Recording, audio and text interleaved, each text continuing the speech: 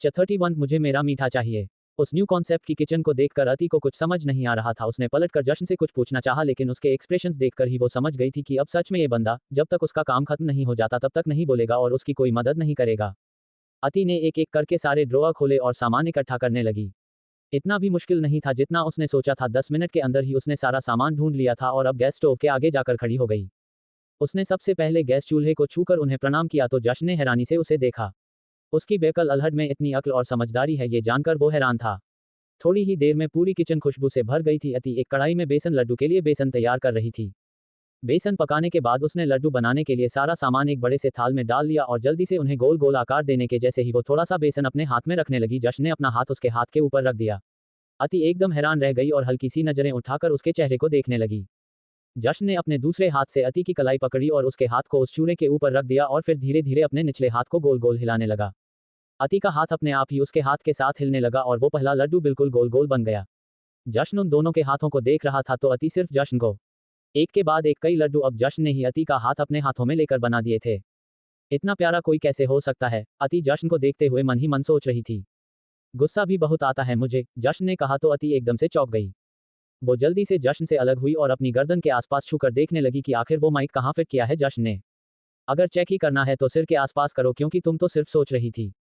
उसके कहने पर अति जल्दी से अपने सिर के आसपास भी हाथ लगाकर देखने लगी और फिर उसकी बात समझ आने पर गुस्से से उसे देखने लगी। आप जानबूझकर तंग करते हैं ना मुझे? उसने चिढ़कर सवाल किया। मैं तो सिर्फ प्यार करता हूँ, उस प्यार से अगर तुम तंग हो रही हो तो ये तुम्हारी दिक्कत है, जश्न ने कहा और फिर किचन से बाहर आ गया। अति उसे जाते देखती रह गई। अगले ही उसके चेहरे पर एक प्यार भरी मुस्कुराहट आ गई। क्या सच में आप इतने अच्छे हैं? क्या सच में हमारी शादी आपके लिए इतनी मायने रखती है? क्या आप सच में मुझसे प्यार करने लगे हैं? और शायद मैं भी। हाँ थोड़े खड़ूस है लेकिन बदले में इतना प्यार मिलेगा तो वो भी चलेगा, उसने मुस्कुराते हुए कहा। उसी वक्त रमा आंटी अंदर आए और बोली, जश्न बेटे ने मुझे खाना सर्व करवाने के लिए कहा है, आप जाकर हाथ मुंह धोकर आ जाए, इतनी देर में नाश्ता टेबल पर लग जाएगा। अंडस्को अपने कमरे में आई तो जश्न किसी से फोन पर बात कर रहा था, शायद किसी कॉलेज के प्रिंसिपल से उसकी बात हो रही है। जी आप जितनी जल्दी हो जाए हो सके सारी फॉर्मेलिटीज पूरी कर दीजिए। कल से ही अति कॉलेज जाना शुरू करेगी, जैसे ही जश्न ने कहा, अति ने हैरानी से उसकी तरफ देखा और जल्दी से उसके पास आई। उसने उसके फोन काटने का भी इंतजार नहीं किया और चहकते हुए बोली, सच में आप मेरा कॉलेज में एडमिशन करवा रहे हैं? उद्धरण चिन्ह। जश्न ने भी बात करते करते अपनी दूसरी बांह उसकी कमर पर लपेटकर उसे अपने साथ लगा लिया और उसकी गाल से गाल रगड़ने लगा। जो पूछा है उसका जवाब दीजिए ना, क्या बार बार यह गाल पर गाल रखते रखते हैं आप? आपकी मूछें चुभती है मुझे। उसकी बात सुनकर जश्न ने उसे घूर कर देखा। मतलब हल्का हल्का चुभती है? अति थोड़ा डर कर बोली। ठीक है आप बस मेरी बात का ध्यान रखिएगा, जश्न ने फोन पर कहा और फिर फोन काट दिया। फोन काटने के बाद जश्न अति को यूं ही अपनी बाहों में लपेटे हुए बेड तक लेकर आया और फिर खुद बेड पर बैठकर उसे अपनी गोद में बिठा लिया। अति शर्म से डूब रही थी जिससे उसके गाल गुलाबी हो चुके थे। जश्न ने उसके चेहरे को पका और फिर उसके गाल पर अपने गाल रगड़ते हुए बोला, माना तुमसे बहुत प्यार है लेकिन इन मूंछों से भी कोई कम नहीं। ये तो सारी उम्र ऐसी ही रहेंगी और तुम्हें चुभती रहेगी। उसकी बात सुन अति मुस्कुराए और उसकी मूंछों को गोल गोल घुमाकर ताव देते हुए बोली, आप सच में मुझसे प्यार करते हैं? झूठ की हमारे बीच कोई जगह ही नहीं, जश्न ने उसकी आंखों में देखते हुए जवाब दिया। दोनों एक दूसरे की आंखों में देख रहे थे। बहुत कुछ था अनकहा अनसुना, बस आंखों के जरिए वो बातें एक दूसरे को समझा भी रहे थे और समझ भी रहे थे। एक मेड ने आकर दरवाजा नॉक किया तो अति अलग होने लगी लेकिन जश्न ने उसे दूर नहीं होने दिया और उसे अपने सीने से लगा लिया। थोड़ी देर बाद दोनों ब्रेकफास्ट के लिए नीचे आए जहां पर रागिनी, मनीषा और हर्ष तीनों पहले ही अपनी अपनी चेयर पर बैठे थे। अति भी जश्न के साथ वाली चेयर पर बैठ गई। रमा आंटी ने सबको ब्रेकफास्ट सर्व किया। मनीषा और रागिनी दोनों ही अति को बीच बीच में घूर रही थी। अति भी जब जब उनकी नजरें खुद पर महसूस करती तो जश्न की तरफ देखने लगती और फिर जब जश्न की प्यार भरी नजरें खुद कर पाती तो सारी चिंता दूर हो जाती। ब्रेकफास्ट खत्म होने के बाद रमा आंटी ने बेसन के लड्डू लाकर टेबल पर रखे और फिर सबकी प्लेट में सर्व किया। आज आपकी बहू ने पहली रसोई की रस्म में ये बेसन के लड्डू बनाए हैं, खाकर बताइए कैसे लगे आपको? जश्न ने कहा तो रागिनी ने झूठा मुस्कुराते हुए वो लड्डू उठाया लेकिन अंदर से तो उनका मन कर रहा था कि इस लड्डू में जहर भरे और अति को ही खिला दे। मन मारकर ही सही उन्होंने वो पूरा लड्डू खाया और वहां से उठने लगी लेकिन जश्न ने उन्हें रोका और बोला, क्या बात माँ, लगता है आप इस घर के रीति रिवाज भूल गए। उद्धरण चिन्ह। मतलब? रागिनी जी ने हैरानी से पूछा। नेग, अति को पहली रसोई का नेग देना तो आप भूल ही गई। जश्न ने कहा तो रागिनी जी अति की तरफ आए और अपने हाथों की सोने की चूड़ियां उतारकर उसे कहना आने लगी लेकिन जश्न ने उनका हाथ पकड़ा और बोला, मेरी बीवी इतनी सस्ती और साधारण चीजों का शौक नहीं रखती। इतना कहकर उसने रमा आंटी को इशारा किया तो उन्होंने एक बहुत बड़ा ज्वेलरी बॉक्स लाकर उसके आगे बढ़ा दिया। उस ज्वेलरी बॉक्स को देखकर रागिनी जी की आंखें फटी की फटी रह गई। मनीषा भी आंखें बड़ी कर उस बॉक्स को देख रही थी। उसे वह लड्डू अपने गले में फंसा हुआ महसूस हो रहा था। वो ज्वेलरी बॉक्स जश्न की असली मां स्नेहा जी का था, जो कि उनका खानदानी हार था। इस हार पर तो उन दोनों की नजरें कब से थी। रागिनी जो को याद आया कि नियति की पहली रसोई पर रागिनी जी ने खुद जश्न को उसे ये हार देने के लिए कहा था, लेकिन तब जश्न ने ये कहा था कि नियति के लिए महंगी चीजें मायने नहीं रखती, उसे सिर्फ सिंपल चीजें पसंद है, और अब वो खुद अति को ये हार दे रहा था। अति तो हैरानी से कभी जश्न और कभी रागिनी जी को देख रही थी और कभी उस ज्वेलरी बॉक्स को। उनके खुले हुए मुंह देखकर जश्न मुस्कुराया और बोला, सोच क्या रही है माँ, आप ही पहनाए ना अपनी बहू को। उद्धरण चिन्ह। उसके कहने पर रागिनी जी ने बेमन से वो हार अति को पहनाया और फिर अपने कमरे की तरफ चली गई। मनीषा और हर्ष भी नाश्ता खत्म कर वहां से चले गए। जश्न मुस्कुराते हुए उन्हें इस तरह जाते देख रहा था। आपने तो मीठा खाया ही नहीं। उनके जाने के बाद अति ने जश्न से पूछा तो जश्न ने उसकी तरफ देखा और बोला, ये मीठा तो मैं खा लूंगा, लेकिन इसके बाद मुझे मेरा मीठा चाहिए। कहते हुए उसने अपने होंठों पर अपनी जीभ फिराई तो अति की सांसें फिर से रुकने लगी। टेंशन मत लो, यहाँ नहीं कमरे में। उसका उड़ा हुआ रंग देखकर जश्न ने कहा और फिर एक लड्डू उठाकर उसे आधे से ज्यादा एक ही बार में खाते हुए अपने कमरे की तरफ चला गया। अति ने पहले उसे देखा और फिर थाल में रखे लड्डुओं को, और फिर अपने होंठों को अपने दांतों तले दबा लिया। आगे जारी है। दे दिया जी दे दिया, दूसरा पार्ट भी दे दिया, अब तीसरे पार्ट की मत कहना। 32 अगर तुम कहो तो जाऊं ही ना। जश्न अपने कमरे में आया और अति का इंतजार करने लगा। अति अभी भी नीचे ही थी। जश्न के एक्सप्रेशन और उसकी बातें अति को कमरे में आने ही नहीं दे रहे थे। मुझे मेरा मीठा चाहिए कहते हुए जैसे जश्न ने वो बेसन का लड्डू खाया था, कहीं ऐसे ही अब वो अति को ना खाने लगे। ... वैसे भी अभी थोड़ी देर पहले जब जश्न ने अति को किस की थी, आधा घंटा उसे छोड़ा नहीं था। सांसें अटकती तो उसे अपने मुंह से सांसें देने लगता, लेकिन उसे खुद से अलग नहीं होने देता था। इसके साथ ही जश्न की थोड़ी देर पहले कही बात सुहागरात में अभी वक्त है अति को परेशान कर रही थी। कहीं जश्न ने अब उसके साथ कुछ किया तो। वैसे भी कुछ करने से पहले ना तो वो सोचता है और ना ही बताता है, सीधा होश ही उड़ाता है। उसे डर भी लग रहा था और मन में गुदगुदी और चेहरे पर शर्म की लाली भी छा रही थी। बेचैनी से धड़कते दिल के साथ वो अपने कमरे में आई। जैसे ही उसने दरवाजा खोला उसकी नजर आईने के सामने खड़े होकर तैयार होते हुए जश्न पर गई। अब तक तो वो सिंपल टी शर्ट लोअर में था, लेकिन अब उसने बिजनेस सूट पहना हुआ था, शायद ऑफिस के लिए तैयार हो रहा था। वो अंदर आई और चुपचाप कमरे के सामान समेटने लगी, लेकिन उसकी चोर नजरें बार बार जश्न पर ही ठहर रही थी। जश्न भी आईने से उसे ही देख रहा था। उसे जश्न से पूछना था कि वो तैयार होकर कहाँ जा रहा है, लेकिन कहीं उसे मीठे वाली बात याद ना आ जाए, इसलिए अति पहले उसके बोलने का इंतजार कर रही थी। पर जब काफी देर तक उसने कोई बात नहीं की तो उसने ही शुरुआत की और बोली, आप कहीं जा रहे हैं? उद्धरण चिन्ह। नहीं, कपड़े पहन कर देख रहा हूं, कहीं अलमारी में रखे रखे छोटे तो नहीं हो गए। अति ने उसकी बात सुनकर घूर कर उसे देखा और फिर मुंह बिगाड़ते हुए बोली, क्या बिगड़ जाता इस बंदे का अगर सीधे से सवाल का सीधा सा जवाब दे देते तो। ऑफिस जा रहे हैं क्या आप? उसने फिर से पूछा। बिना जवाब मिले चैन कहाँ आता था उसे भी। नहीं, सर्कस में जा रहा हूँ। वहां के मालिक ने बंदरों को छुट्टी दे दी है, अब उनकी जगह मैं सर्कस दिखाऊंगा। अति को उसका जवाब सुनकर गुस्सा भी आ रहा था और हंसी भी। वो उसके करीब आई और हाथ बांधते हुए बोली, आप मुझे कभी ढंग से जवाब देंगे भी या नहीं, या मैं सवाल करना ही छोड़ दूं? जिस दिन ढंग से सवाल पूछोगी उस दिन जवाब भी मिलेगा। उद्धरण चिन्ह। और ढंग से सवाल कैसे पूछे जाते हैं? अति ने आंखें हल्की सी बड़ी करते हुए पूछा तो जश्न ने उसकी कमर पर हाथ रखकर उसे अपने करीब खींच लिया, वो भी एक पतंग की तरह उसके पास खिंचती चली आई।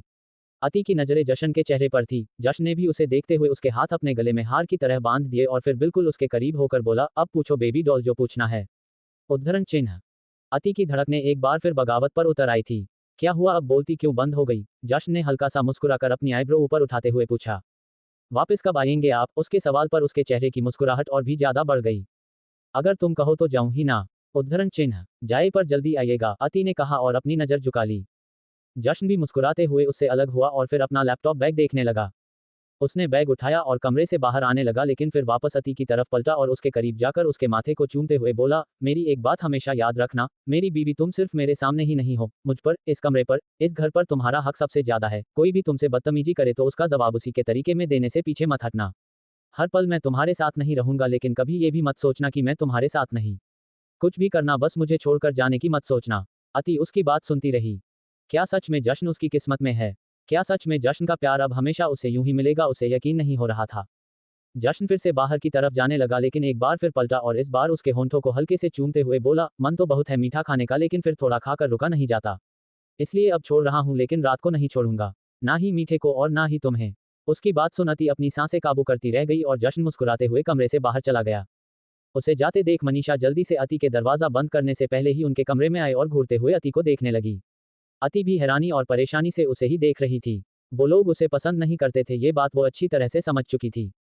मनीषा उसे देखते हुए ताली बजाने लगी और ताली बजाते हुए ही उसके पास आए और बोली, मैं तो तुम्हें भोली भाली बच्ची समझती थी, लेकिन तुम तो शातिर खिलाड़ी निकली। अति को उसका इस तरह से बोलना और बर्ताव करना बिल्कुल भी अच्छा नहीं लग रहा था, इसलिए उसने टोका और बोली, प्लीज आपको जो भी कहना है जब जश्न जी आ जाएंगे तब कहिएगा। अभी आप प्लीज इस कमरे से बाहर जाए। वाह, सुबह तो तुम्हारी जुबान नहीं खुल रही थी और अब जश्न जी से शादी होते ही इतना एटीट्यूड आ गया कि मुझे इस कमरे से बाहर जाने के लिए कह रही हो। भूलो मत, ये घर तुमसे पहले मेरा है। मनीषा चिल्लाते हुए बोली। मैंने कब मना किया कि ये घर आपका नहीं है, लेकिन ये कमरा जश्न जी का है और अब मैं उनकी बीवी हूं तो ये कमरा मेरा भी हुआ, बस इसीलिए आपको यहाँ से जाने के लिए कह रही हूँ। देखो देखो कितनी लंबी जुबान चलती है तुम्हारी। तुम्हें क्या लगता है ऐसे मांग भर देने से तुम जश्न जी की बीवी बन गई? डॉट। अरे तुम जैसी ना जाने कितनी उनकी जिंदगी में आए और चली गई। पर तुम कौन सा शरीफ हो, आज तक ना जाने कितने ही मर्दों के नीचे सोई होगी। और अब मेरे सामने जश्न जी की बीवी बनकर सती सावित्री होने का ढोंग कर रही हो।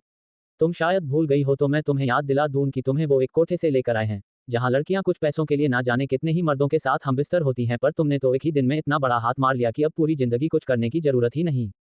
उसकी बातें अति को बहुत ज्यादा चुभ रही थी। जब से वो इस घर में आई थी तब से ही उसे मनीषा और रागिनी ने बार बार अपमानित किया था। सुबह भी मनीषा ने उसे इतना कुछ सुनाया था, लेकिन तब जश्न ने उन्हें जवाब दे दिया था, लेकिन अब उसके पास जश्न भी नहीं था। क्या हुआ, बोलती बंद हो गई?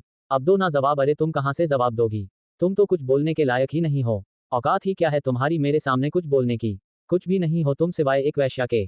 और वैश्या सिर्फ दिल बहलाने के लिए होती है, किसी की बीवी बनने के लायक नहीं होती। और जब जश्न जी को ये बात समझ आएगी तब वो खुद तुम्हें इस घर से बाहर निकाल देंगे। उसकी बात सुनकर अति को रोना भी आ रहा था, लेकिन गुस्सा भी। उसे अचानक से जश्न की बात याद आई और उसने मनीषा का हाथ पकड़कर उसे बाहर की तरफ खींचना शुरू कर दिया।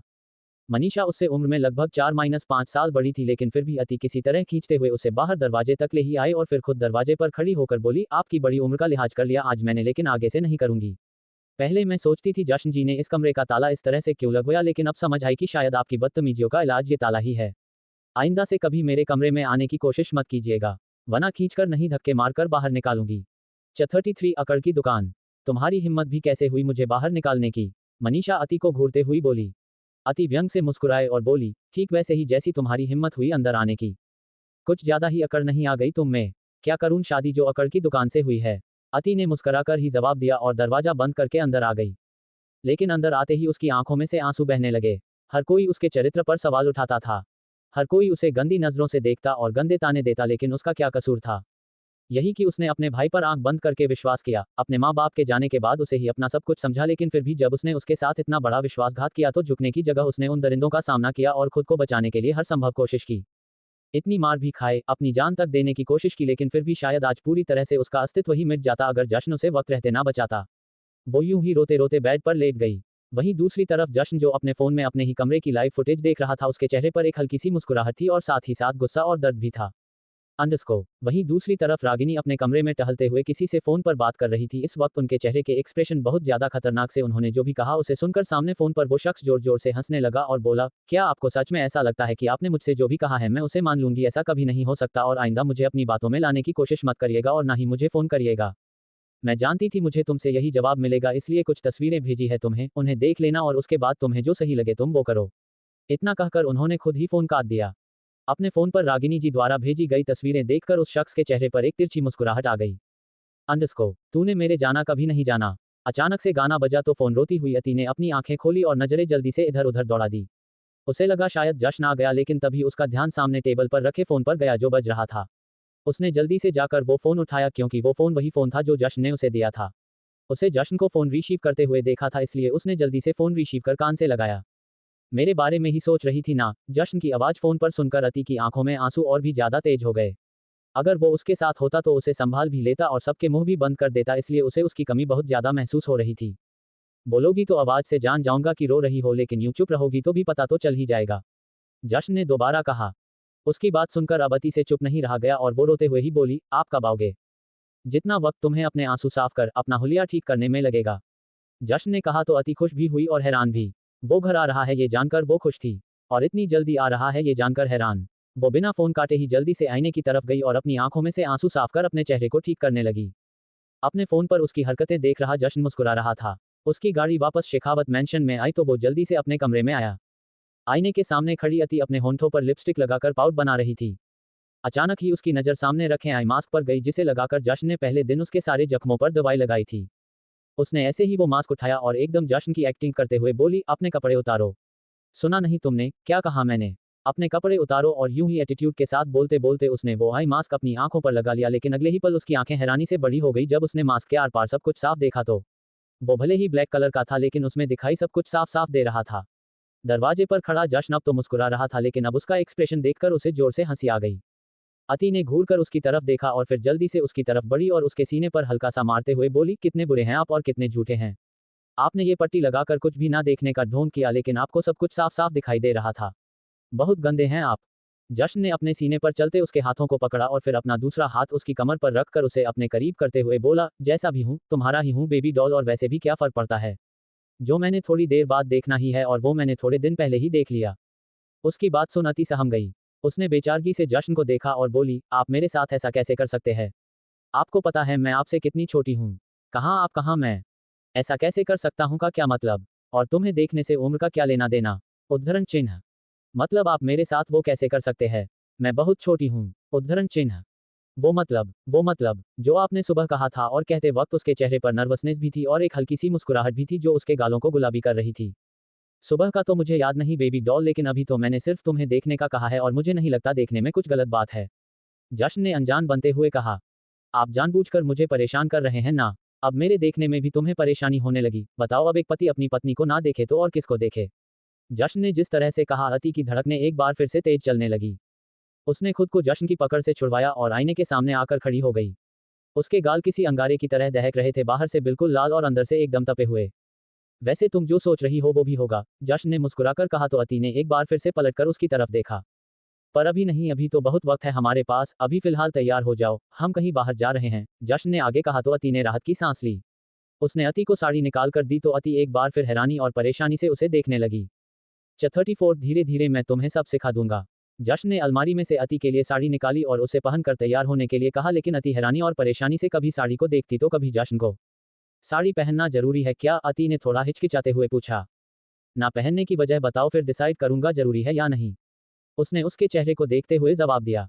उसका जवाब सुन अति सिवाय अपना सिर पीटने के और कुछ नहीं कर सकती थी, फिर भी वो मुंह बनाते हुए बोली, मुझे साड़ी पहननी नहीं आती। तो बस फिर हो गया डिसाइड। अति ने राहत की सांस ली, लेकिन जश्न की आगे की बात सुनकर उसने चौंकते हुए उसकी तरफ देखा। अब तो तुम ये साड़ी जरूर पहनोगी। लेकिन मैंने कहा ना, मुझे साड़ी पहननी नहीं आती। तुम्हें तो बहुत कुछ नहीं आता, फिक्र मत करो, धीरे धीरे मैं सब सिखा दूंगा, जश्न ने एक कातिलाना मुस्कुराहट के साथ कहा। तो अति ने उसे घूरते हुए लेकिन हल्का सा मुस्कुराकर देखा। वो अति के करीब हुआ तो अति खुद में ही सिमटने लगी। वो जल्दी से बोली, आप रुकिए, मैं बाथरूम में जाकर कोशिश करती हूँ। शायद बंद जाए। जिस काम की कोई गारंटी ही नहीं उसे करना भी क्यों। वैसे भी मैं समय बर्बाद नहीं करता। अब तो तुम्हें ये साड़ी मैं ही पहनाऊंगा, जश्न ने कहा और उसे एक झटके में पलट दिया। मैं वो अटकते ही बोली और इतने में ही चर्र की आवाज के साथ जश्न ने उसके सूट की जिप को पीछे से खोल दिया। क्या तुम। जश्न भले ही रुक रुक कर बोला, लेकिन उसकी वो मदहोशी भरी आवाज और उसकी वो गर्म सांसें दोनों ही अति संभाल नहीं पाए और पलटकर जश्न के सीने से लग गई। आपके सामने तो बोलना भी गुनाह है, प्लीज आप मुझे परेशान मत कीजिए। परेशान कहाँ, मैं तो तुम्हारी मदद कर रहा हूँ, जश्न ने मासूम बनते हुए कहा। अगले ही पल अति ने महसूस किया कि जश्न का हाथ उसकी जिप से अंदर होते हुए उसकी पीठ पर चल रहा है तो उसके होंठ कांपने लगे। एक तो जश्न का उसके इतने करीब होना और ऊपर से इस तरह उसको टच करना बेहद जानलेवा था। उसकी सांसें भी गर्म होने लगी थी। आप मुझे बस 5 मिनट दीजिए, मैं अभी अपने आप पहन लूंगी ये साड़ी, अति ने मुश्किल से कहा। हमारे पास वक्त की कमी बिल्कुल नहीं, पूरे आराम से पहनाऊंगा अब तो तुम्हें मैं ये साड़ी, कहते हुए जश्न ने उसके ऊपर कपड़े निकाल दिए। अभी तो आपने कहा आप वक्त बर्बाद नहीं करते, अति ने कहा और अगले ही पल जश्न ने एक बार फिर उसे पलट दिया और उसकी गर्दन पर पीछे से अपने होंठ रखते हुए बोला, तुम्हारे लिए तो खुद को बर्बाद कर दूं वक्त क्या चीज है। उसका जवाब सुन और उसके होंठों का स्पर्श अपनी गर्दन पर पाकर अति सिहर उठी और उसकी हल्की सी सिसकी निकल गई। उसने पलटना चाहा, लेकिन जश्न ने उसे पलटने नहीं दिया और यूं ही अपने हाथ उसकी कमर से ले जाते हुए उसके पेट पर रख दिए तो अति की सांसें बेकाबू होने लगी। हमें देर हो जाएगी, प्लीज तैयार होने दीजिए, उद्धरण चिन्ह, तैयार ही कर रहा हूं, जश्न ने कहा और एकदम से उसके सामने साड़ी का ब्लाउज कर दिया और उसे पहना भी दिया। ब्लाउज की हुक बंद करने के लिए जश्न ने उंगलियों की जगह अपने होंठों का इस्तेमाल किया तो अति को ऐसे लगा जैसे अगले ही पल उसकी जान निकल जाएगी। जश्न की गर्म सांसें जब जब उसे छूती थी तो उसके रोंगटे खड़े हो जाते थे। उसके साथ जो होता था वो बहुत अलग था, जो उसने आज तक कभी महसूस नहीं किया था। जश्न यूं ही अपने होंठों को सरकाते हुए उसके पेट तक ले आया और उसके पेट को चूमने लगा। ऐसे मत कीजिए ना, कुछ कुछ होता है, अति ने मुश्किल से कहा तो जश्न मुस्कुराया और बोला, अभी तो बहुत कुछ होगा। और ये बात अति ने तब महसूस की जब उसके निचले कपड़े भी उतर गए। वो जल्दी से नीचे से खुद को ढकने लगी। अगर मैं देखना चाहूं तो तुम रोक भी नहीं पाओगी बेबी डॉल, लेकिन अभी तुम्हें थोड़ा वक्त दे रहा हूं। तुम्हें हर तरह से देखने का हक है मेरा, लेकिन ये हक तभी लूंगा जब तुम खुद दोगी, जश्न ने कहा तो अति ने नजरें उठाकर उसकी तरफ देखा। उसकी बातों की गहराई और नजरों की तपिश दोनों ही बहुत ज्यादा थी। जश्न नीचे से उठा और उसकी आंखों में देखते हुए उसके माथे को चूमते हुए बोला, मुझे तुम्हारे तन से पहले तुम्हारे मन पर अपना हक पाना है। जिस दिन तुम खुद को हर हालत में मेरे सामने सहज महसूस करो, मुझे बस उस दिन का इंतजार रहेगा। उसने बिना नीचे देखते ही उसे पेटीकोट बांधकर साड़ी पहनानी शुरू कर दी। अति उसे देखते ही रह गई। उसकी आंखें नम हो रही थी। सुबह से मनीषा की बातें उसका दिमाग खराब कर रही थी। उसका ये कहना कि जश्न की जिंदगी में कई लड़कियां आई और कई गई, और उसके साथ भी अब यही होगा, उसे बहुत ज्यादा बेचैन कर रहा था। लेकिन अब उसे सुकून सा मिल गया था। जश्न की करीबी हमेशा उसे शांत कर देती थी। उसका प्यार उसे उसकी आंखों में दिखाई देता था, जिसे देखने में बाद किसी और की बातें मायने ही नहीं रखती थीं। साड़ी बंध चुकी थी। जश्न उससे थोड़ा अलग हुआ और उसे देखने लगा। अति जश्न के मुकाबले बहुत पतली थी, लेकिन साड़ी में उसका फिगर बिल्कुल परफेक्ट लग रहा था। आईने में अति ने खुद को देखा। उसके चेहरे में बेशकीमती मुस्कुराहट थी, लेकिन अगले ही पल आईने में से उसकी नज़र पीछे दीवार पर लगी तस्वीरों पर गई, जिसमें उस लड़की ने भी साड़ी पहन रखी थी। उसे देखते ही उसकी सारी मुस्कुराहट गायब हो गई। उसका दिल बैठने लगा। वो जश्न की तरफ पलटकर उसे गौर से देखने लगी। जश्न मुस्कुराकर उसे देख रहा था, लेकिन उसके चेहरे के एक्सप्रेशन देखकर वो उसके करीब हुआ और बोला, क्या हुआ? आपने साड़ी बांधना कहाँ से सीखा? अति के सवाल पर वो थोड़ा हैरान हुआ। ये छोड़ो बेबी डॉल, अब जवाब यह है कि तुम्हें साड़ी अब से मैं ही पहनाऊंगा। क्या उन्हें भी आप ऐसे ही प्यार से साड़ी पहनाते थे? अति ने उन तस्वीरों की तरफ देखते हुए कहा। उसके दिल में हुक सी उठ रही थी। मैं इस सवाल का जवाब देना जरूरी नहीं समझता, और मैंने किसके साथ कब क्या किया है इससे ना ही तुम्हें कोई फर्क पड़ना चाहिए और ना ही ये जानना तुम्हारे लिए जरूरी। जश्न ने हल्के गुस्से से कहा। उसकी बात सुनकर अति की आंखों में नमी आ गई और वो बोली, फिर तो आपको भी कोई फर्क नहीं पड़ेगा अगर कल को आपकी जगह कोई और मुझे यूं साड़ी पहनाए। उसका ये कहना और जश्न एक बार फिर से गुस्से से कांपने लगा। उसने अति का हाथ पकड़ा और उसे खींचते हुए दीवार से लगा दिया और उसे बेहद गुस्से से देखने लगा। 35 वो दिन उसका आखिरी दिन होगा। जश्न ने अति को दीवार के साथ लगा रखा था और बेहद गुस्से से उसे घूर रहा था। तुम्हारे करीब आना तो दूर, तुम्हें यूं देखने का हक भी किसी और को नहीं। और अगर मेरी जगह किसी और ने तुम्हें यूं छुआ भी तो वो दिन उसका आखिरी दिन होगा। जश्न ने गुस्से से कांपते हुए कहा। उसकी बात सुनकर अति नम आंखों से भी हल्की सी मुस्कुराए और बोली, आपने मुझ पर तो अपना हक जता दिया, लेकिन क्या मेरा इतना भी हक नहीं कि मैं आपके बारे में कुछ जान सकूं? कौन है ये जो तस्वीरों में आपके साथ है? क्या आप उन्हें भी ऐसे ही प्यार करते थे, और क्या आज भी आप उन्हें चाहते हैं? जो प्यार आप मुझे दे रहे हैं, क्या कभी इस पर उनका भी हक रहा है? जैसे जैसे अति बोल रही थी, जश्न के चेहरे की नसें उभरती जा रही थी। उसका गुस्सा बढ़ता जा रहा था। अति अभी आगे भी कुछ बोलने को हुई, लेकिन बीच में ही उसे रोकते हुए जश्न ने उसके होठों को अपने होठों में कैद कर लिया और बेहद गुस्से से उन्हें चूमने लगा। इस बार प्यार नहीं, सिर्फ गुस्सा था, जो अति भी महसूस कर रही थी। उसके होंठ दर्द करने लगे थे और हल्के हल्के फटने भी लगे थे। 2-3 मिनट बाद ही जश्न उससे अलग हुआ और एक बार फिर उसे नाराजगी से देखने लगा। अति भी उसे गुस्से और नाराजगी से देख रही थी। उसकी आंखों में आंसू थे। उसे यूं ही गुस्से से देखते हुए जश्न कमरे से बाहर चला गया और जाते जाते दरवाजा बंद कर गया। उसके इस रवैया से अति को बहुत ज्यादा बुरा लगा। उसका दिल अभी अभी खुशियों से झूम रहा था कि एक बार फिर से टूट गया था। वो यूं ही दीवार से लगे हुए नीचे जमीन पर बैठ गई और फफक कर रो पड़ी। कोई प्यार नहीं करते आप मुझसे? अगर करते तो यूं दर्द नहीं देते। इस कमरे में लगी हर तस्वीर में आपकी और इस लड़की दोनों की मुस्कुराहट ही बता रही है कि आप इनके साथ कितने खुश थे। और ये आपके साथ, और इस खुशी का कारण मुझे तो सिर्फ प्यार ही लग रहा है जो आप दोनों के बीच था, और जो शायद हमारे बीच कभी नहीं हो सकता, उसने रोते हुए उन तस्वीरों को देखकर कहा। जश्न कमरे से बाहर निकला तो घर से बाहर आने से पहले उसकी टक्कर मनीषा से हो गई। जश्न जी, आप इस वक्त यहाँ? उसने पहले जश्न को और फिर जश्न के कमरे की तरफ देखते हुए कहा। जो बंदा रात को भी घर नहीं आता था, अब दिन में भी घर के चक्कर काट रहा था। इस पर वो हैरान और परेशान दोनों थी। आगे कुछ और कहती उससे पहले ही एक जोरदार तमाचा जश्न उसके गाल पर जड़ दिया। मनीषा को तो समझ ही नहीं आया आखिर अब उसने क्या गलती की, लेकिन अगले ही पल उसे सब समझ आ गया जब जश्न ने कहा, आज के बाद मेरे कमरे में जाने की और मेरी बीवी को कुछ कहने की हिम्मत मत कर देना। वो थप्पड़ इतना जोरदार था कि मनीषा की चीख भी निकल गई और वो जाकर फर्श पर गिर गई। उसके गाल पर जश्न की 5 उंगलियां किसी मोहर की तरह छप चुकी थी। वो यूं ही जश्न को देखते रह गई और जश्न घर से बाहर चला गया। ऊपर से ये सब रागिनी जी देख रही थी और उनका चेहरा भी परेशानियों से भरा हुआ था। शांत समुद्र में एक बार फिर से लहरों ने उफान लाना शुरू कर दिया है। इससे पहले कि ये लहरें तूफान लेकर आए, इन्हें हमेशा के लिए शांत करना होगा, और इन्हें शांत सिर्फ एक ही इंसान कर सकता है। उन्होंने मन ही मन कहा। दोपहर से शाम हो चुकी थी और जश्न अभी तक वापस नहीं आया था। अति औंधे मुंह बिस्तर पर लेटी थी। आंखों से गिर रहे आंसू तकिए से कई सवाल करते और फिर जवाबों की तरह उन्हीं में समा जाते। उसकी आंखों के आगे उसके और जश्न के साथ में बिताए लम्हे चल रहे थे। उसका उसे कालिंदी के कोठे से बचाकर लाना, फिर बच्चों की तरह उसका ध्यान रखना, कुछ भी कहने या करने से पहले कुछ भी सोचना समझना नहीं, मनीषा और रागिनी के सामने उसका साथ देना, उसके साथ बढ़ती करीबी और वो पल जिनमें उसने उसे कुछ अलग से ही एहसास दिए थे, अब उसे सब झूठ लग रहा था। जवाब नहीं दिया, कोई बात नहीं, लेकिन इस तरह जबरदस्ती कर गुस्सा जताकर उसका चला जाना अति को और भी ज्यादा दुख दे रहा था। एक तरफ उसका दिल जश्न के लिए तड़प रहा था और दूसरी तरफ उसे गुस्सा भी आ रहा था। वहां जश्न एक अंधेर से भरे कमरे में था और उसके हाथ में थी एक सिगरेट जिसमें से उड़ता धुआं बता रहा था कि उसका मन भी उस सिगरेट की तरह ही सुलग रहा है। बहुत प्यार करता हूँ, इतना कि शायद तुम्हारे बिना जी भी ना पाऊं। उसके कानों में उसकी अपनी ही आवाज गूंज रही थी और उसके तुरंत बाद ही एक लड़की की हंसी गूंजने लगी। उसके चेहरे पर एक गहरा दर्द उतर आया और उसने वो जलती हुई सिगरेट अपने ही हाथों में मसल दी। एक गहरी सांस लेकर वो उस कमरे से बाहर आया। ये शायद उसका फार्म हाउस था। ड्राइवर जल्दी से गाड़ी उसके सामने लेकर आया। जश्न गाड़ी में बैठ गया लेकिन ड्राइवर ने गाड़ी स्टार्ट नहीं की। अति से मिलने से पहले जश्न अपना ज्यादातर समय यहीं बिताता था और यहाँ से सीधा कोठे पर जाता था, इसलिए वो ड्राइवर अभी असमंजस में था कि गाड़ी कोठे के रास्ते लेकर जाए या घर। वो 1 मिनट तो यूं ही इंतजार करता रहा। उसके बाद उसने हिम्मत कर पूछ लिया, सर वो एरिया की तरफ जाना है या शेखावत मैंशन? बाहर निकलो, जश्न ने गुस्से से कहा और खुद भी बाहर निकल गया। एक खींचकर थप्पड़ जश्न ने उस ड्राइवर के गाल पर दिया और बोला, आज के बाद नाम मत ले देना उस जगह का। बेवकूफ इंसान, और उसे दूसरी तरफ धक्का देकर खुद ड्राइविंग सीट पर बैठकर गाड़ी स्टार्ट कर दी। वही अति कब से जश्न का इंतजार कर रही थी, लेकिन शाम से रात भी हो गई पर उसका इंतजार खत्म नहीं हुआ। अब उसे मनीषा और रागिनी जी की बातें भी सच लग रही थी। उसके मन में रह रहकर एक ही सवाल आ रहा था, कहीं जश्न आज फिर से उसी जगह वापस तो नहीं चला गया? कहीं इस वक्त वो किसी और के साथ तो नहीं होगा?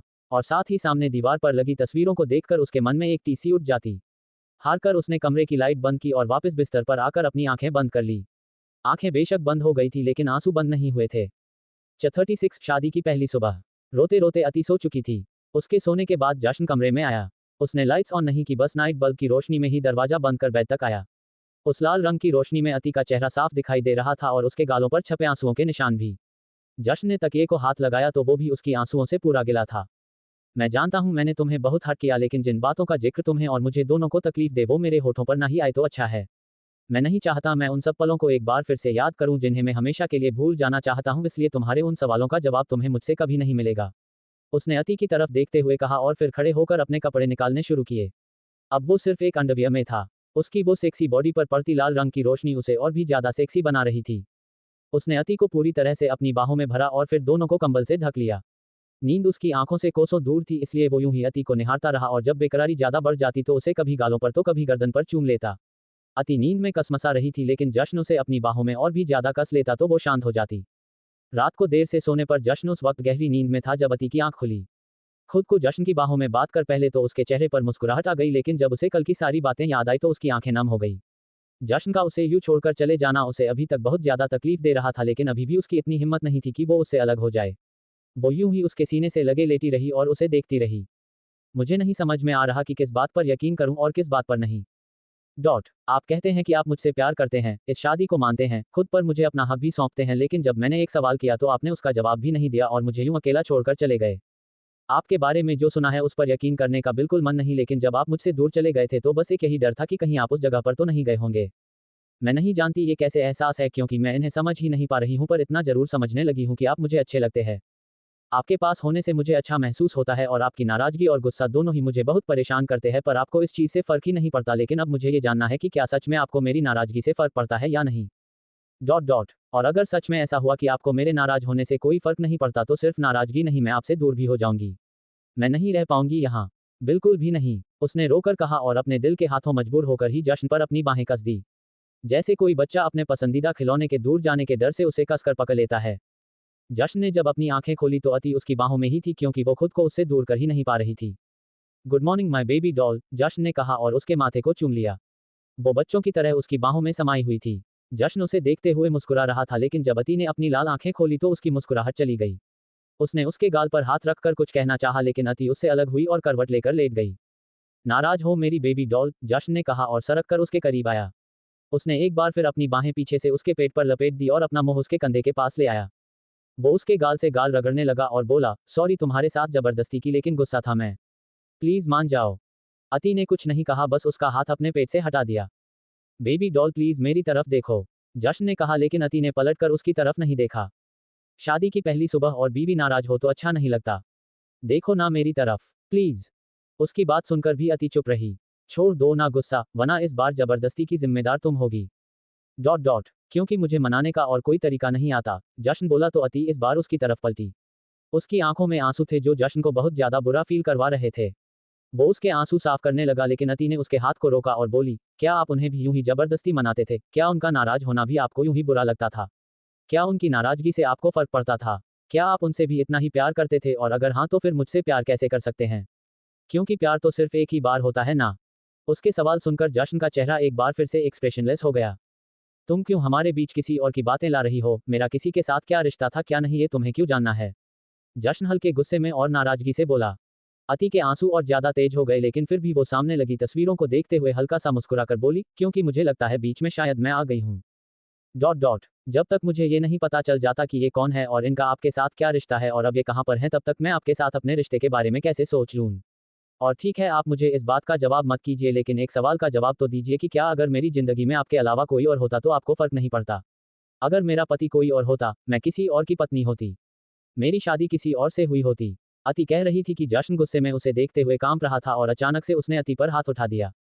थप्पड़ ज्यादा जोर से नहीं था, लेकिन अति के लिए वो उसकी जिंदगी की सबसे बड़ी चोट थी।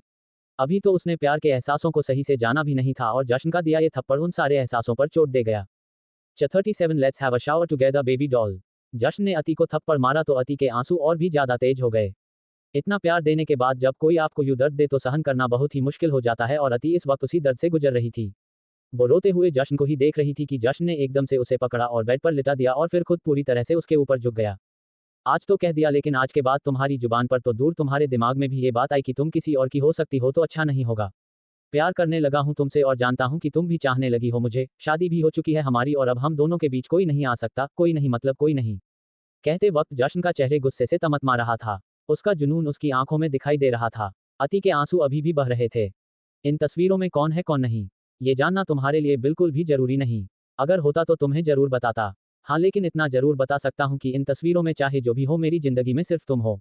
उसने अब थोड़ा प्यार से कहा और अति के गालों से अपने गाल रगड़ते हुए उसके आंसू साफ किए। अति ने अपना चेहरा फेरना चाहा, लेकिन जश्न ने उसकी नाक पर अपना नाक रख दिया। माफी नहीं मांगूंगा, क्योंकि जानता हूं जो गलती मैंने किया है वो माफी के लायक तो नहीं, पर जो दर्द तुम्हें दिया है कोशिश करूंगा अपने प्यार से उसे काम कर सकूं। उद्धरण चिन्ह। ना ही अब मुझे आपसे कोई जवाब चाहिए और ना ही आपका प्यार, अति ने कहा और अब अपना चेहरा फेर ही लिया। उसके इस गुस्से पर भी जश्न मुस्कुराया और बोला, मैं तो चाहिए हूं ना, कुछ भी नहीं चाहिए। अति ने चेहरा फेरे ही जवाब दिया। उसकी गुस्से से हुई लाल नाक एक बार फिर से जश्न को पागल कर रही थी। उसने उसकी नाक को चूमा और बोला, आज शादी के बाद हमारा पहला दिन है, तुम्हें नहीं लगता तुम्हें गुस्से से नहीं शर्म से लाल होना चाहिए? ये नाक की जगह तुम्हारे गाल लाल होने चाहिए। दूर हो ये मुझसे। अति ने उसकी बात सुनकर उसकी आंखों में देखते हुए कहा। जश्न को इस जवाब की उम्मीद बिल्कुल नहीं थी। जब तक तुम्हारा गुस्सा शांत नहीं हो जाता मैं तुमसे दूर नहीं जाऊंगा। उद्धरण चिन्ह। क्या करेंगे आप मुझे मनाने के लिए? अति ने सवाल किया। बहुत सारा प्यार, जश्न ने जवाब दिया और अति की गर्दन पर अपने होंठ रख दिए। एक पल के लिए अति की धड़कनें तेज हो गई, लेकिन जल्द ही उसने खुद पर काबू किया। वो उसकी गर्दन को लगातार चूम रहा था। कभी उसकी कॉलरबोन पर चूमता तो कभी क्लीवेज की तरफ आता। अति को गुदगुदी भी हो रही थी और गुस्सा भी आ रहा था, लेकिन उसने कुछ रिएक्ट नहीं किया। बहुत मुश्किल से वो खुद की फीलिंग्स को कंट्रोल कर पा रही थी, पर कोई सांसों पर अपना अख्तियार कैसे रखे जो कभी बढ़ती तो कभी घटती। जश्न ने उसके चेहरे को देखा जिसमें अभी भी बहुत सारा गुस्सा झलक रहा था। उसने उसके होंठों को हल्के से चूमा और बोला, तुम्हें क्या लगता है तुम खुद पर काबू रख सकती हो? चाहूं तो कभी भी तुम्हारा ये संयम तोड़ सकता हूं, मजबूर कर सकता हूं तुम्हें खुद को प्यार करने के लिए। लेकिन मेरी बेबी डॉल, वो फिर प्यार नहीं सिर्फ हवस होगी, और तुम्हारा ये अकड़ की दुकान तुम्हें प्यार करता है, तुम्हारे जिस्म को नहीं। जैसे ही जश्न ने कहा, अति ने आंखें बड़ी करते हुए उसकी तरफ देखा। गुस्सा एक तरफ, लेकिन वो हैरान इस बात से थी कि जिस बात का जिक्र उसके आसपास भी नहीं हुआ वो उस बात को कैसे जानता है। जश्न ने उसे यूं देख हल्की सी आंख मारी और उसे अपनी गोद में उठा लिया और बोला, let's have a shower together baby doll. अति ने उसकी गोद से छूटना चाहा, लेकिन कहाँ वो पहाड़ और कहाँ वो खुद एक चुहिया। बस हाथ पैर मारकर रह गई। जश्न उसे बाथरूम में ले आया और बाथटब में लिटा दिया। वो खड़ी होती उससे पहले जश्न खुद भी बाथटब में आया और पूरी तरह से उसके ऊपर झुक गया। साथ ही दोनों के ऊपर पानी चलना शुरू हो गया। पानी बहुत ठंडा था, इसलिए अति एकदम से कांप गई और उसी वक्त जश्न ने उसे अपने सीने से लगा लिया। उसका आग सा तपता हुआ सीना ठंडे पानी में भी अति को गर्माहट दे रहा था। जश्न खुद तो सिर्फ इनरवियर में था और अब उसने अति के कपड़े उतारने भी शुरू कर दिए थे। वो जैसे जैसे अति के जिस्म से उसके कपड़े अलग कर रहा था, अति सहर रही थी, लेकिन आज उसने खुद पर बहुत कंट्रोल किया हुआ था। कुछ तो था अति के दिमाग में। वो बस जश्न को देख रही थी, ना ही कुछ रिएक्ट कर रही थी और ना ही कुछ बोल रही थी। बस जो जश्न करना चाहता था उसे वो करने दे रही थी, लेकिन ये सब जो जश्न कर रहा था उसके लिए वो सब सहना भी बहुत मुश्किल था। जश्न की हरकतें, उसका बदन इस तरह का था कि कोई भी अपना काबू खो दे, लेकिन अति के गुस्से का पारा आज उससे भी ज्यादा था। जश्न ने उसे नहलाया और टॉवल में लपेटकर बाहर ले आया। उसने अति के लिए और खुद के लिए कपड़े निकाले और आज फिर उसने जानबूझकर अति के लिए साड़ी निकाली, लेकिन अति ने जल्दी से वो साड़ी उठाकर वापस अलमारी में रख दी और एक जंपसूट निकाल लिया। जश्न ने उसके लिए हर तरह के कपड़े मंगवाए थे। उसने वो जंपसूट पहना और आईने के सामने खड़ी होकर तैयार होने लगी। जश्न मुस्कुराते हुए उसे देख रहा था। वैसे भी वो छोटी सी बच्ची लगती थी, लेकिन जंपसूट में तो वो बहुत ही ज्यादा छोटी लग रही थी। आज तुम्हें कॉलेज जाना है, जश्न ने कहा, लेकिन अति ने पलटकर उसकी तरफ नहीं देखा और ना ही उसे कोई जवाब दिया। अति ने सामने रखी सिंदूर की डिब्बी की तरफ देखा तो उसकी आंखें नम हो गई। किस हक से लगाए वो ये सिंदूर? जब तक वो जश्न के अतीत के बारे में ना जान ले तब तक उसके साथ अपना भविष्य कैसे सोच ले? उसने अपनी मांग नहीं भरी, लेकिन जश्न ने जब ये चीज नोटिस की तो वो उसके करीब आया और उसे पीछे से अपनी बाहों में भर लिया। तुम्हारी नाराजगी और गुस्सा दोनों चलेगा, दोनों अपनी सर आंखों पर रखूंगा, लेकिन अगर तुम्हारे मन में इस शादी को ना मानने या तोड़ने जैसा ख्याल भी आया तो तुम्हारे लिए अच्छा नहीं होगा।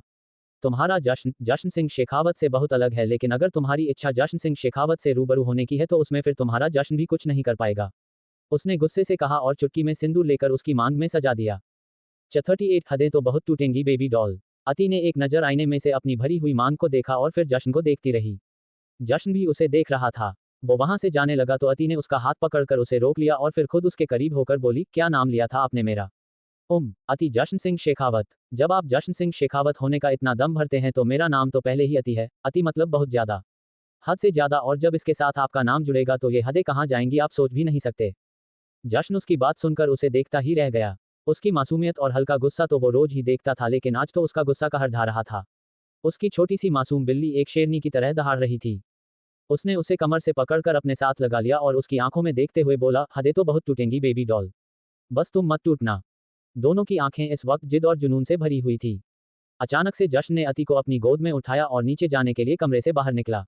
रागिनी जी नीचे हाल में ही बैठी थी और उनके साथ साथ ही मनीषा और हर्ष भी। जश्न के कमरे का दरवाजा खुलते ही तीनों की नजर ही ऊपर की तरफ गई तो जश्न को युवती को गोद में उठाते लाते देख तीनों की आंखें बड़ी हो गई। इससे पहले कि ये अपनी गोद में इस लड़की की जगह इन दोनों के बच्चों को भी उठाकर लाए, तुम्हें आना पड़ेगा, रागिनी जी ने कहा और दरवाजे की तरफ देखने लगी। मनीषा तो गुस्से से अति और जश्न को देख रही थी।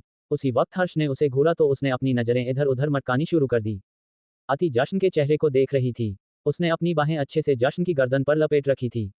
क्यों नहीं समझते आप कि आपका अतीत जानना मेरे लिए कितना जरूरी है? लेकिन कोई बात नहीं, अगर आप जिद्दी हैं तो मैं आपसे भी ज्यादा जिद्दी हूं। अब तो मैं सब कुछ पता लगाकर ही रहूंगी, वो अपने मन में ही बोल रही थी। बाद की बातें बाद में सोचना, पहले अच्छे से नाश्ता फिनिश करो और कॉलेज जाओ, जश्न ने कहा तो वो एकदम से हड़बड़ा गई। हर बार ये शख्स उसके मन की बातें जान लेता है, लेकिन पता नहीं क्यों सब कुछ जानते हुए भी कुछ बताता नहीं है। दोनों डाइनिंग टेबल के पास पहुंचे तो जश्न ने अति को अपनी गोद में से उतारा और चेयर पर बैठने के लिए कहा। तब तक बाकी लोग भी डाइनिंग टेबल की तरफ आ गए और नौकरों ने ब्रेकफास्ट सर्व करना शुरू कर दिया। नाश्ता खत्म होने के बाद जश्न ने अति को कॉलेज के बारे में सब समझा दिया। अति चाहती थी कि जश्न उसके साथ जाए, लेकिन जश्न को कोई जरूरी काम था, इसलिए वो उसे ड्राइवर के साथ भेज रहा था। मैं अपना बैग और फोन तो कमरे में ही भूल गई, मैं अभी उन्हें लेकर आती हूँ, अति ने कहा और जल्दी से कमरे की तरफ भाग गई। उम्मीद है जो कुछ सोचा है सब उसी के हिसाब से हो, जश्न ने उसे जाते देख मन ही मन कहा। अपने कमरे में आकर जल्दी से अति ने अपना बैग और फोन उठाया। जश्न ने उसे थोड़ा बहुत फोन चलाना सिखा दिया था। वो हमेशा से कॉलेज जाना चाहती थी, लेकिन उसके भाई ने उसकी पढ़ाई बीच में ही रुकवा दी थी और अब जब जश्न ने उसका कॉलेज में एडमिशन करवाया तो वो सच में बहुत खुश थी। वैसे हैं तो आप अकड़ की दुकान, लेकिन थोड़े थोड़े प्यारे भी हैं, उसने हल्का सा मुस्कुरा कर कहा और कमरे से बाहर आई। भले ही जश्न के साथ उसकी नाराजगी चल रही थी, लेकिन फिर भी उसके चेहरे पर हल्की सी मुस्कुराहट थी, लेकिन जैसे ही वो सीढ़ियों से नीचे उतरी उसके चेहरे की सारी मुस्कुराहट गायब हो गई। सामने एक लड़की जश्न के गले से लगकर खड़ी थी। उसका चेहरा अति की तरफ था, इसलिए अति उसे अच्छे से पहचान सकती थी। जश्न की पीठ उसकी तरफ थी, लेकिन उसने भी अपनी बाहें उस लड़की की पीठ पर रख रखी थी। अति का दिल एकदम से तेज धड़कने लगा और आंखें नम होने लगी। पूरा शरीर पत्थर होता जा रहा था, ना ही अब से कदम आगे बढ़ाया जा रहा था और ना ही अपनी जगह से हिला जा रहा था। वो यूं ही बुत बने उन दोनों को गले लगे हुए देख रही थी। कांच नहीं दिल था वो जो उसके अंदर टूट रहा था, लेकिन दर्द कांच चुभने से भी ज्यादा हो रहा था। बहुत याद आती थी हमें आपकी, आप सोच भी नहीं सकते आपके बिना हम किस तरह जी रहे थे। हमें तो लगता था कि हमने आपको हमेशा के लिए खो दिया, लेकिन उस भगवान ने हमारे प्यार को बचा लिया, हमें नई जिंदगी दे दी ताकि हम फिर से अपनी जान, अपनी जिंदगी के पास लौट जाए। हम जानते थे कि आप भी हमारे बिना अधूरे होंगे, अपनी जिंदगी जीना छोड़कर बस काट रहे होंगे, पर अब हम आपके पास वापस आ गए हैं, उस लड़की ने रोते हुए कहा और जश्न से अलग होकर उसके चेहरे को चूमने लगी। घर के बाकी सब लोग और सर्वेंट भी उन दोनों को ही देख रहे थे। अब नौकरों ने अपना चेहरा नीचे झुका लिया था। मैं जानता था तुम मुझे छोड़कर कहीं नहीं जा सकती, मेरे पास वापस जरूर आओगी, जश्न ने कहा और उस लड़की नियति को फिर से गले लगा लिया। नियति फिर से अलग हुई और रोते हुए मुस्कुरा कर बोली, अब तो मैं आपके पास वापस आ गई हूं ना, अब मैं आपको छोड़कर कहीं नहीं जाऊंगी, हमारी प्रेम कहानी अधूरी नहीं रहेगी। जश्न उसके आंसू साफ करने लगा और एक गहरी सांस लेकर बोला, मेरी प्रेम कहानी तो कभी अधूरी रह ही नहीं सकती, इसे तो हर हाल में पूरा होना ही होगा। नियति ने बाकी सब घर वालों की तरफ देखा और उन्हें देखकर हल्का हल्का मुस्कुराए। अभी तक उसने अति की तरफ नहीं देखा था। रागिनी जी उसके पास आए और उसके सिर पर हाथ फेरते हुए बोली, हमें पता था तुम वापस जरूर आओगी, आखिर हमारे जश्न का प्यार इतना कमजोर नहीं हो सकता। तुम उसकी बीवी हो और तुम ही उसकी जीवन संगिनी हो तो तुम उसे छोड़कर कैसे जा सकती थी। भगवान का लाख लाख शुक्र है कि उन्होंने तुम्हारी जान बचा ली और तुम्हें सुरक्षित हमारे पास वापस भेज दिया। बस अब तुम दोनों हमेशा खुश रहो और तुम्हारे बीच कभी कोई नहीं आए। उन्होंने हल्का सा अति की तरफ देखकर कहा जो अपने आंसू पूछ रही थी। उनकी नजरों का पीछा कर नियति ने भी अति की तरफ देखा। वो उसे पहचान नहीं पाए इसलिए उसे प्रश्नसूचक नजरों से देखने लगी। ये लड़की कौन है? उसने जश्न की तरफ देखते हुए पूछा लेकिन उसका जवाब देने से पहले ही रागिनी जी बोली, कोई नहीं, बस एक काम वाली। ये अति है और इस घर की सदस्य ही है। उनकी बात बीच में काटते हुए जश्न बोला। उसकी बात सुनकर सब उसे हैरानी से देख रहे थे लेकिन अति की नजरों में हैरानी के साथ साथ नाराजगी भी थी। 39 एहसासों से रूबरू। जश्न का अति को सिर्फ इस घर की सदस्य कहना अति को बहुत बुरा लग रहा था लेकिन फिलहाल वो चुप रही। नियति अभी भी उसे सवालिया नजरों से ही देख रही थी। उसकी नजरों को भांपकर जश्न ने नियति को उसके कंधों से पकड़ा और अपनी तरफ घुमाते हुए बोला, ये सब बातें छोड़ो, पहले तुम मुझे ये बताओ कि आखिर तुम इतने वक्त तक कहाँ थी और आज अचानक यहाँ कैसे? उसके ऐसे सवाल पूछने से नियति थोड़ा परेशान हुई और फिर खुद को नॉर्मल करते हुए बोली, क्या आप मुझे अपने सामने सही सलामत देखकर खुश नहीं है जो इस तरह सवाल कर रहे हैं? नहीं, ऐसा बिल्कुल नहीं है, मुझे सिर्फ तुम्हारी फिक्र हो रही थी। जश्न ने उसके चेहरे को अपने हाथों में भरकर कहा। उसका उसके यूं करीब होना और उसकी फिक्र जताना अति को बहुत ज्यादा बुरा रहा था। उसकी आंखों से आंसू बहने को आतुर हो रहे थे जिन्हें उसने बहुत मुश्किल से रोक रखा था। मैं जानती हूँ आपकी जगह कोई भी होता तो यूं ही सवाल करता, आखिर कौन सा पति बर्दाश्त करेगा कि उसकी पत्नी यूं ही महीनों तक गायब रहे। डॉट डॉट और फिर अचानक से उसके सामने आ जाए। ऐसे में हर किसी के मन में सवाल उठने तो लाजमी है लेकिन मेरा यकीन कीजिए इसमें मेरी कोई भी गलती नहीं है। उस रात जब मेरा एक्सीडेंट हुआ तो गाड़ी खाई में गिर गई थी। उस पल मुझे लगा जैसे मैं इस दुनिया से विदा हो रही हूँ, आपसे दूर हो रही हूँ, लेकिन शायद आपके प्यार में इतनी ताकत थी कि उसने मुझे आपसे दूर होने से रोक लिया। मेरी गाड़ी खाई में गिरी और पूरी तरह से जल गई लेकिन मैं वहां से काफी दूर गिरी जहां पर कुछ लोग झोपड़ी बनाकर रह रहे थे। उन्होंने मुझे घायल अवस्था में देखा तो इलाज करने के लिए अपनी झोपड़ी में ले गए। मैं बेहोश थी और मुझे बहुत सारी चोटें आई थी। उन लोगों ने मेरा वहीं पर इलाज करना शुरू कर दिया लेकिन काफी इलाज करने के बाद भी मैं होश में नहीं आई। वो लोग रहने के लिए बार बार जगह बदलते रहते थे इसलिए वो लोग मुझे भी अपने साथ ही वहां से ले गए, शायद इसीलिए आप मुझे ढूंढ नहीं पाए। मुझे पूरा यकीन है कि मुझे ढूंढने के लिए आपने पूरा जमीन आसमान एक कर दिया होगा, उसने कहा और जश्न के गले लग गई। जश्न ने भी अपने हाथ उसकी पीठ पर रख दिए और फिर उसे खुद से अलग करके बोला, जमीन आसमान एक नहीं, खुद को ही मिट्टी में मिला दिया था तुम्हारे लिए। उसकी बात सुनकर नियति रोने लगी और फिर से उसके सीने से लगकर बोली, बस इसी प्यार के कारण ही आज सही सलामत आपके सामने खड़ी हूँ। इलाज के बाद मैं होश में आ तो गई लेकिन मेरी याददाश्त चली गई थी और अब जब महीनों बाद मेरी याददाश्त वापस आई तो सबसे पहले मैंने आपको ही पुकारा लेकिन आप मुझे कहीं नहीं मिले। अब मैं आपसे और ज्यादा दूर नहीं रह सकती थी इसलिए जल्द से जल्द आपके पास आ गई। मैं उन लोगों को भी अपने साथ लाई हूँ जिन्होंने मेरी जान बचाई, उसने कहा और दरवाजे की तरफ देखा। उसकी नजरों का पीछा कर बाकी सबने भी वहां देखा तो वहां पर 2-3 लोग खड़े थे जिनकी हालत काफी खस्ता दिखाई दे रही थी। जश्न ने मुस्कुराते हुए उनकी तरफ देखा और बोला, शुक्रिया मेरी बीवी का इतना साथ देने के लिए। आप लोगों के लिए तो जितना किया जाए उतना कम है, फिर भी मैं अपनी तरफ से आपको कुछ देना चाहूंगा। कहते हुए ही उसने अपनी जेब से नोटों की गड्डी निकालकर रमा आंटी के हाथों में दी जो उन्होंने उन लोगों को जाकर दे दी। उन लोगों ने पहले तो नानूकुर की लेकिन फिर वो पैसे रख लिए और वहां से चले गए। उनके जाने के बाद नियति एक बार फिर से जश्न के करीब आए और उसके गले लगकर बोली, अब मैं आपसे दूर बिल्कुल नहीं जाना चाहती, बस आपके करीब रहना चाहती हूँ। मैं ही जानती हूँ इतना वक्त मैंने आपके बिना कैसे बिताया है। आप भी मेरे बिना मेरे लिए यूं ही तड़पे होंगे। तुम्हारी तबीयत अभी भी कुछ ठीक नहीं लग रही, तुम थोड़ी देर आराम कर लो, उसके बाद आराम से साथ में समय बिताएंगे। जश्न ने फिर से उसके कंधों को पकड़कर कहा। अति का दिल उन दोनों को देखकर पल पल टूट रहा था। उन दोनों को यूं देखकर अब उससे और ज्यादा बर्दाश्त नहीं हो रहा था। उसने हल्के से अपने आंसू साफ किए और ऊपर की तरफ जाने लगी लेकिन जश्न की आवाज सुनकर उसके कदम रुक गए। तुम कहाँ जा रही हो? तुम्हें कॉलेज जाना है और पहले ही तुम काफी लेट हो चुकी हो, चलो बाहर, ड्राइवर तुम्हारा इंतजार कर रहा है। अति का तो मन कर रहा था कि सब कुछ छोड़ छाड़ कर यहाँ से चली जाए लेकिन शायद अब उसे अपने मन की करने की भी इजाजत नहीं है, इसलिए आंखों में ढेर सारे सवाल और नाराजगी लिए वो बाहर की तरफ चली गई। आपने बताया नहीं कि ये लड़की यहाँ इस घर में क्यों है? और ये तो हमारी कोई रिश्तेदार भी नहीं है, नियति ने जश्न की तरफ देखते हुए पूछा तो जश्न मुस्कुराया और बोला, अभी अभी तो तुमने कहा था कि अब तुम मुझे छोड़कर कहीं नहीं जाने वाली, तो सवाल जवाब के लिए तो बहुत वक्त है हमारे पास, फिलहाल तुम्हें आराम की जरूरत है। आओ मैं तुम्हें तुम्हारे कमरे में ले चलूं, रागिनी ने नियति का हाथ पकड़ते हुए कहा लेकिन नियति ने उनसे अपना हाथ छुड़वाया और बोली, मैं अपने जश्न जी के साथ हमारे कमरे में जाऊंगी, उस कमरे में जहां हमने अपनी दुनिया सजाई थी। जश्न उसकी बात सुनकर मुस्कुराया और बोला, हाँ जरूर, वो दुनिया भी तुम्हारा इंतजार कर रही है। दोनों कमरे की तरफ बढ़े। अति जो अभी लौटकर वापस आई थी अपना बैग लेने के लिए जो वही गिर गया था। बैग क्या, अति ने खुद को गिरने से बहुत मुश्किल से बचाया था जब उसने नियति को जश्न की बाहों में देखा था। और अब उन्हें इस तरह अपने कमरे में जाते देख जो दर्द उसके दिल को हुआ था उससे बर्दाश्त नहीं हो रहा था। उसने रोते हुए जल्दी से वो बैग उठाया और बाहर की तरफ भाग गई। जश्न जो पीछे मुड़कर उसकी तरफ ही देख रहा था उसे यूं रोते देख उसके चेहरे के भाव बदल रहे थे, लेकिन उसी वक्त नियति ने उसका चेहरा खींचकर अपनी तरफ किया और बोली, मैं बहुत थक गई हूं इसलिए मुझसे सीढ़ियां नहीं चढ़ी जाएगी, क्या आप मुझे अपनी गोद में उठाकर ले चलेंगे? हाँ क्यों नहीं, जश्न ने मुस्कुराकर कहा और नियति को अपनी गोद में उठा लिया। रागिनी उन दोनों को जाते देख किसी शैतान की तरह मुस्कुरा रही थी और उसकी ये मुस्कुराहट मनीषा को चिढ़ने पर मजबूर कर रही थी, क्योंकि उन्होंने पिछले 2 दिनों में उसके साथ जो किया वो उस वजह से उनसे बहुत गुस्सा थी। दोनों कमरे में पहुंचे तो कमरे को लगभग पहले जैसा देख और अपनी तस्वीरें दीवार पर यूं ही लगे देख नियति के चेहरे पर स्माइल आ गई। जश्न ने उसे गोद से नीचे उतारा तो वो एक बार फिर से जश्न के सीने से लग गई और बोली, मैं जानती थी आप अभी भी मेरा इंतजार कर रहे होंगे, आप अभी भी मुझसे उतना ही प्यार करते होंगे जितना पहले करते थे। शुक्रिया मुझे इतना चाहने के लिए। पहले जितना क्यों, अब तो मेरे दिल में तुम्हारे लिए फीलिंग्स और भी ज्यादा बढ़ गई है, बस इंतजार है उस पल का जब इन एहसासों से मैं तुम्हें रूबरू करवा सकूं।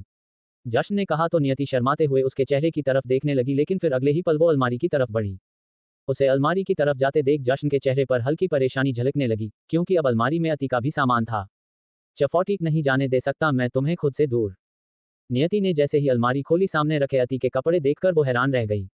वो सवालिया नजरों से उन कपड़ों और बाकी सब सामान को देखती रही, लेकिन तभी जश्न आगे बढ़ा और बोला, ये सब सामान अति का है, मैंने मंगवाया था तो सर्वेंट मेरे ही कमरे में ले आया इसलिए मैंने यही रखवा दिया, थोड़ी देर में दूसरे कमरे में शिफ्ट करवा दूंगा। पर ये सब सामान तो काफी कीमती लग रहा है और ये ज्वेलरी तो आपके शोरूम की एक्सक्लूसिव ज्वेलरी लग रही है, नियति ने कहा तो जश्न ने अपनी भौहें उचकाते हुए उसे देखा। मेरा मतलब है और ये सब काफी नया और कीमती लग रहा है, पर अगर आप किसी को ये सब दे रहे हैं तो आपकी मर्जी। उद्धरण चिन्ह। सही कहा तुमने, मेरी मर्जी के बिना तो पत्ता भी नहीं हिलता। खैर तुम इन सबको छोड़ो, जश्न ने कहा और नियति को लेकर बेड की तरफ बढ़ गया। तुम्हें नहीं लगता हम काफी दिन बाद मिले हैं तो हमें थोड़ा वक्त साथ में बिताना चाहिए? ये सब चीजें तो बाद में भी देख लोगी तुम, कहते हुए वो नियति के काफी करीब हो गया तो नियति एक झटके से थोड़ी दूर हुई और बोली, हाँ पर मुझे लगता है पहले मुझे थोड़ा आराम करना चाहिए। हाँ तुम ठीक कह रही हो, कहते हुए जश्न ने एक बार फिर से उसका चेहरा अपने हाथों में थाम लिया। वो उसे चूमने को हुआ, लेकिन उसी वक्त नियति ने अपने सिर पर हाथ रखा और बोली, मुझे सिर में काफी तेज दर्द हो रहा है, प्लीज मैं थोड़ी देर सो जाऊं। उद्धरण चिन्ह। उसकी बात सुनकर जश्न मुस्कुराया और उससे अलग होकर उस पर कंबल उड़ाकर सारी लाइट ऑफ कर कमरे से बाहर आ गया। अंडरस्को। अति घर से कॉलेज के लिए निकल चुकी थी। जैसे ही उसकी गाड़ी शेखावत मैंशन से निकली उसके पीछे पीछे ही 2-3 गाड़ियां बॉडीगार्ड से भरी हुई और निकली, लेकिन अति ने ध्यान नहीं दिया क्योंकि उसकी आंखों से तो आंसू ही रुकने का नाम नहीं ले रहे थे। अब तक मैं यहाँ थी क्योंकि कहीं ना कहीं मुझे इस शादी पर यकीन था, लेकिन मुझे पहले ही समझ जाना चाहिए था ऐसे मांग भर देने से कोई आपका पति नहीं बन सकता, और वो भी तब जब उसकी पहली पत्नी ही उसके साथ हो। इस शादी का तो पहले ही कोई मतलब नहीं था और अब नियति जी के आ जाने से तो ये पूरी तरह से खत्म हो गई। ऐसे में अब मेरे यहाँ रहना का भी कोई मतलब नहीं, मुझे यहाँ से चले जाना चाहिए। हमारा रिश्ता तो वैसे भी एक बाजार से शुरू हुआ था और बाजारू चीजें कहाँ टिकती है, उसने रोते हुए खुद से ही कहा और फिर ड्राइवर को गाड़ी रोकने के लिए कहा, लेकिन ड्राइवर ने मना कर दिया, ये कहकर कि उसे सख्त ऑर्डर है कि गाड़ी बीच रास्ते में कहीं भी नहीं रुकनी चाहिए, ये गाड़ी सिर्फ घर से कॉलेज और कॉलेज से घर ही जाएगी।